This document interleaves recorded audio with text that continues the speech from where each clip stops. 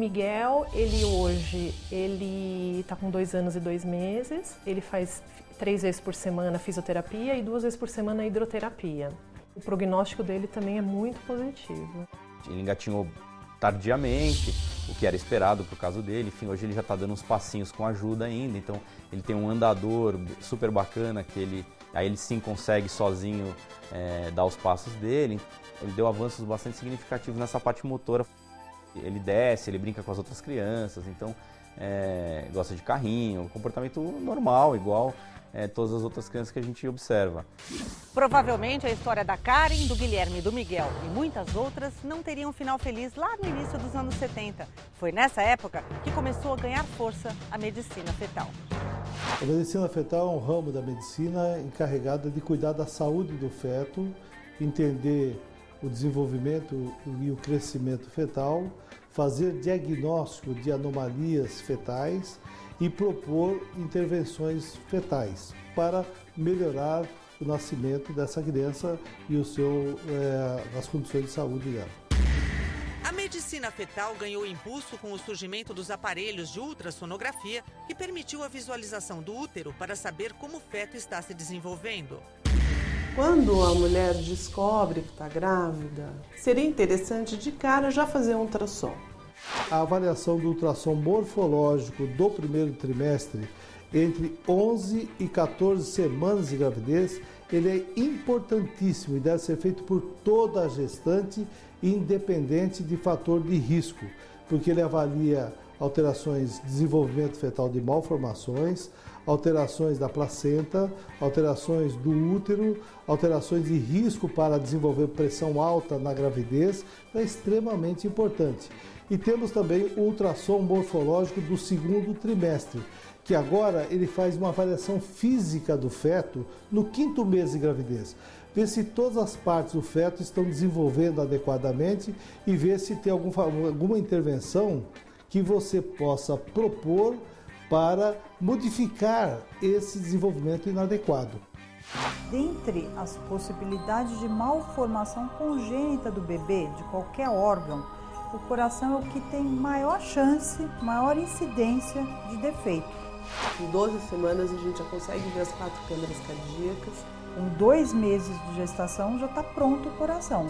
E às vezes é aí que a mulher vai descobrir que está grávida. Nesse período ela pode ter feito uso de alguma medicação que interferiu na gestação, pode ter se exposto a raio-x, a algum tratamento que pode interferir na formação dos órgãos todos. No primeiro ultrassom, já é possível ouvir o coraçãozinho do feto batendo forte. É um fator até de muita emoção para a gestante, né? Ouvir o batimento do coração é muito marcante, é muito emocionante. Tem que fazer também a medida para ver os batimentos cardíacos, né, que em geral nesse primeiro trimestre é mais ou menos o dobro do da mãe. Então, se o batimento cardíaco da mãe é 80, do bebê é mais ou menos 160. É preciso não só se contentar com o fato de ter o foco, né, de se ouvir o coração. Tem que dar uma olhadinha mais carinhosa no tamanho das câmaras, se existem 4 cavidades, se existem 2 vasos saindo do coração. Às vezes um dos ventrículos não se desenvolve, então você só vai ver 3 cavidades. O que acaba sendo mais frequente de uma situação que o meio do coração não se desenvolve, então você tem uma válvula só, em vez de ter 2. A identificação de síndromes antes do nascimento também é um dos avanços proporcionados pela medicina fetal. Tem alguns marcadores que o ultrassom leva em consideração para suspeitar que a criança possa ser portadora de uma síndrome de Down ou outras síndromes. Outra coisa muito importante para avaliar é a presença do osso nasal. A gente sabe que os bebês com síndrome de Down, ou eles não têm esse osso, ou têm esse osso muito pequenininho. Então, a presença do osso nasal é um sinal muito importante desse bebê ser um bebê normal ou não. As infecções são importantíssimas, infecções virais. Uma gripe pode trazer transtornos enormes ao feto, por exemplo, e pode levar a danos importantes em diversos órgãos do feto. A diabetes é importantíssimo, doenças pulmonares, doenças da tireoide. Lúpus, algumas outras doenças reumatológicas, tratamento com medicações, por exemplo, radioterapia, quimioterapia, da idade materna. Então, a idade continua sendo ainda um fator de risco importante. Os óvulos vão envelhecendo, o organismo vai envelhecendo. Doenças vão ficando mais frequentes a partir dos 40 anos. Então, tem que ser sempre cuidados adequadamente para que não traga um transtorno no desenvolvimento do feto. Estávamos muito felizes, né? E no dia que eu ia saber o sexo dele, né? Até então a gente não sabia o que era. A gente foi muito feliz pro ultrassom e tal. Então, o rastreamento, ele deve ser universal. Quando você faz rastreamento, você está buscando identificar pessoas de risco na população. Então, os métodos de rastreamento têm que ser universal para todas as gestantes, independente se ela tem um fator de risco ou não. A gente teve uma notícia assim inesperada, né? Que o médico falou que a coluna dele não tinha se formado. Em relação às malformações da coluna, ela causa sequelas motoras importantes dos membros inferiores, alterações da contenção da urina e das fezes e levam à hidrocefalia. A hidrocefalia, ela leva ao retardo mental.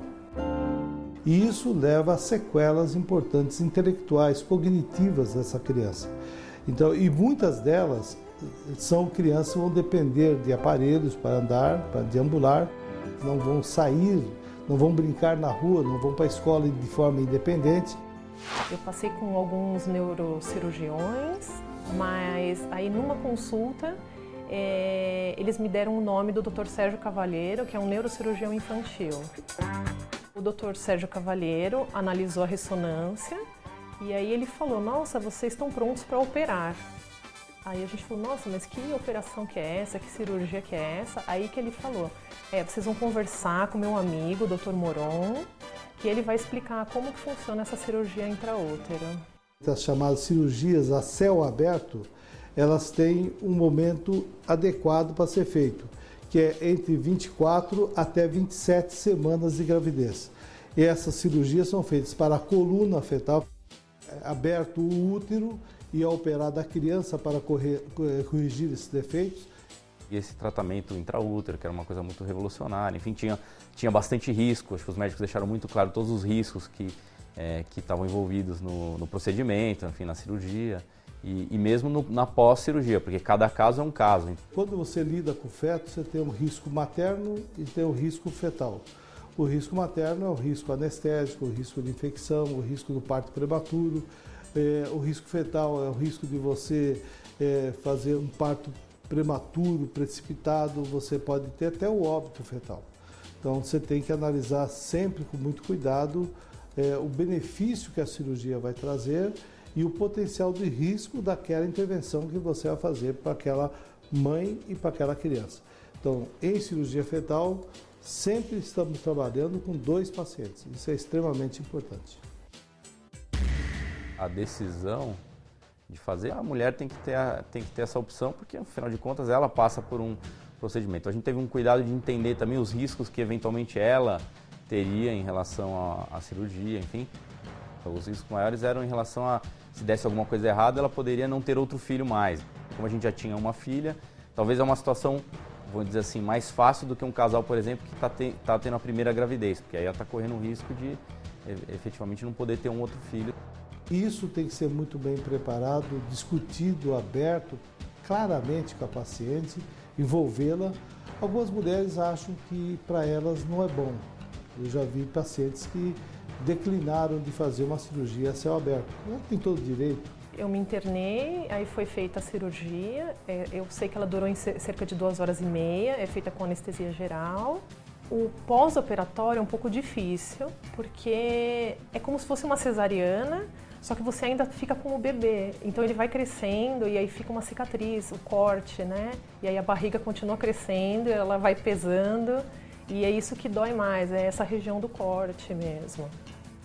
Eu fiquei 11 dias no hospital, tomando alguns medicamentos para não ter contração e realizando alguns exames de ultrassom, principalmente.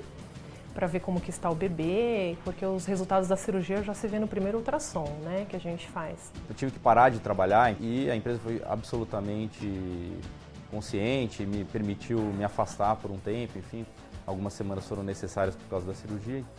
Ele nasceu muito bem, nasceu com 2,6 kg, respirando normalmente, não precisou de nenhum aparelho. A região da cirurgia nasceu totalmente cicatrizada. E assim, os bebês eles acabam indo para a UTI porque eles têm que fazer alguns controles, alguns exames. Mas ele, nossa, se recuperou muito rápido, ficou 6 dias na UTI. Tive essa ideia de ficar registrando, enfim, tudo que acontecia, porque eu falei, de repente a gente não vai lembrar disso com todos esses detalhes, né? E aí depois surgiu a ideia do blog pela Andréia, a Karen entrou também. A Andréia, mãe da Mariana, que já tinha feito a cirurgia também, um pouco antes de mim.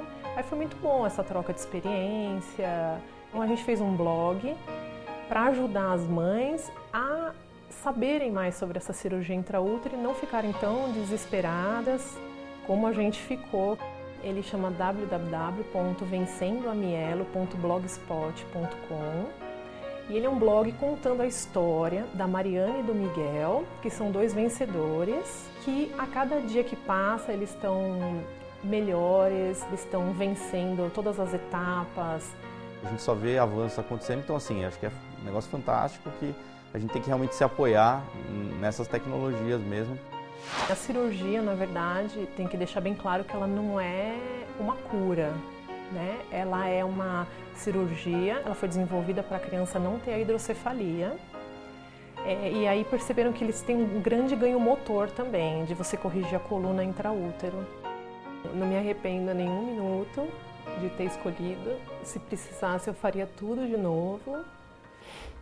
Porque só por ver ele tão bem, assim, brincando, descobrindo o mundo, né?